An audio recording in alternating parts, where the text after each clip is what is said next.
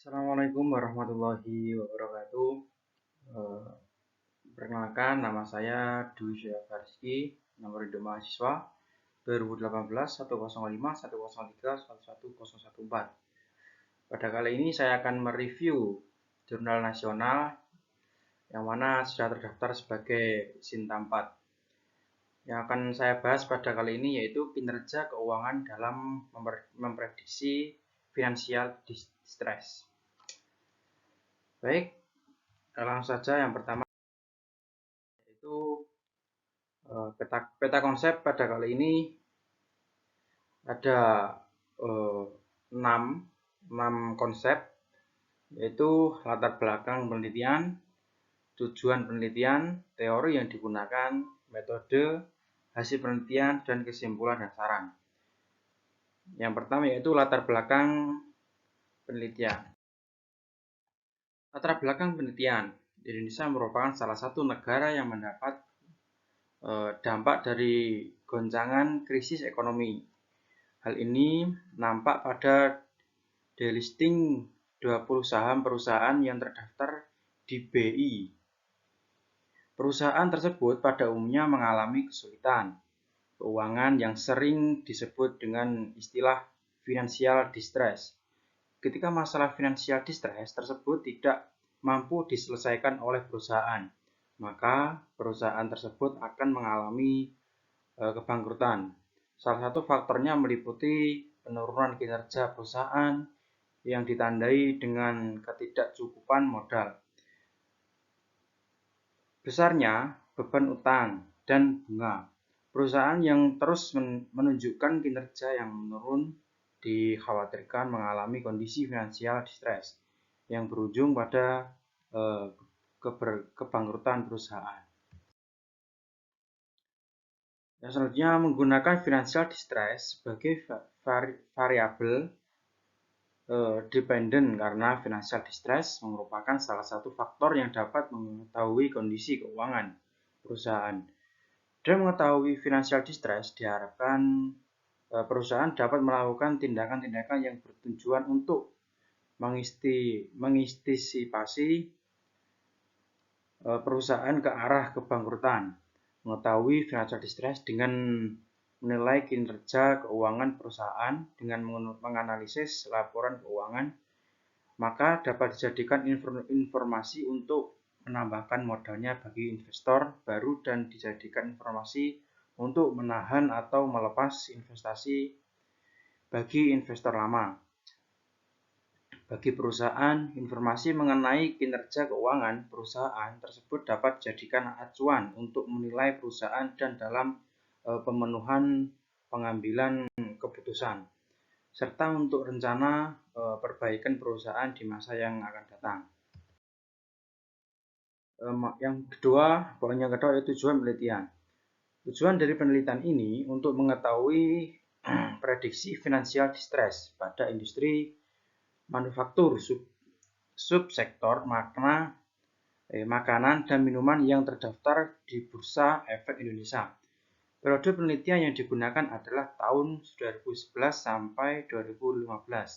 Dalam penelitian ini menggunakan indikator likuiditas,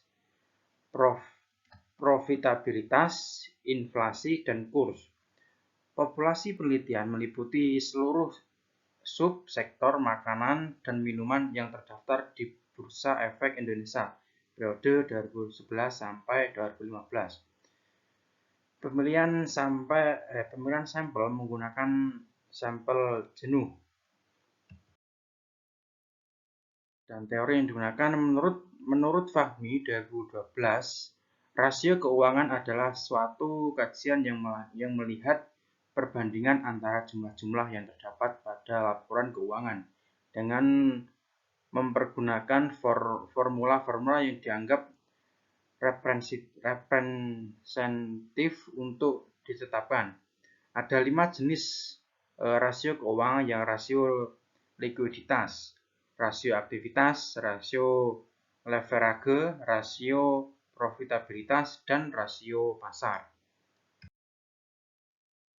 Masih dengan teori yang digunakan, menurut Sudana 2009, suatu perusahaan tidak selalu berkembang dengan baik sebagaimana yang diharapkan, karena dalam prakteknya banyak perusahaan dapat mengalami kegagalan.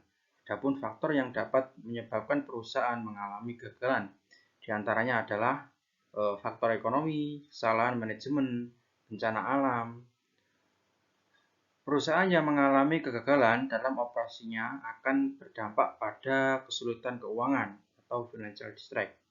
Kesulitan keuangan yang dihadapi oleh perusahaan sangat bervariasi antara kesulitan likuiditas hingga kesulitan solvabilitas. Apabila prospek perusahaan kurang baik, maka perusahaan dapat dilikuidasi. Metode analisis dan metode analisis data yang digunakan adalah analisis regresi logistik. Hal penelitian menunjukkan bahwa current ratio, return on investment, dan net profit margin dan tingkat inflasi merupakan variabel yang signifikan dalam memprediksi financial distress. Sementara kurs tidak signifikan mempengaruhi financial distress. Jenis penelitian ini adalah penelitian asosiatif kursal. Penelitian asosiatif kursal adalah untuk mengetahui pengaruh antar variabel yang dihipotesiskan Indriatoro dan Sukmo 2014. Sampel penelitian adalah industri manufaktur, subsektor makanan dan minuman yang terdaftar Bursa Efek Indonesia atau BI. Nah, selanjutnya hasil penelitian. Pengaruh likuiditas terhadap financial distress berdasarkan hasil pengujian regresi yang diperoleh koefisien likuiditas yang menunjukkan positif. Ini berarti likuiditas berpengaruh positif terhadap financial distress. Jika dilihat dari nilai signifikasi 0,27 yaitu di bawah nilai 0,5. Dapat disimpulkan bahwa likuiditas berpengaruh terhadap financial distress. Hal ini dikarenakan pada saat jatuh tempo perusahaan tidak memiliki kecukupan dan secara tunai untuk memenuhi kewajiban jangka pendeknya sehingga harus menunggu dalam waktu tertentu untuk mencairkan aktivitas lainnya seperti menagih piutang, menjual surat-surat berharga, atau menjual sediaan atau aktivitas lainnya.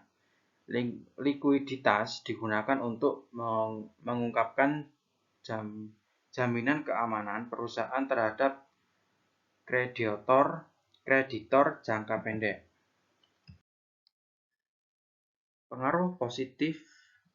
Pengaruh profitabilitas terhadap financial distress berdasarkan hasil pengujian regresi yang diperoleh koefisien profitabilitas yang menunjukkan positif.